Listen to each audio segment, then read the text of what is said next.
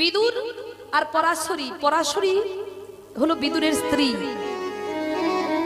একদিকে দুর্যোধন অহংকার করে বসে আছে সেবা দেবে রাজভোগ, আর একদিকে পরাশরী নয়ন জলে ডাকছে গোবিন্দ।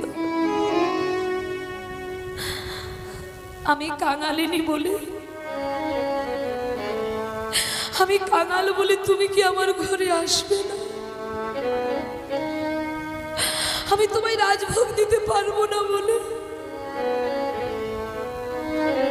তুমি কি আমার ঘরে আসবে না গোবিন্দ?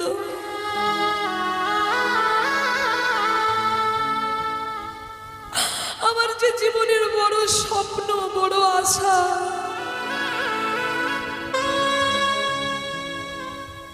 আমি এই পৃথিবী ছেড়ে বিদায় নেবার আগে তোমার চরণে একবার সেবা দেব।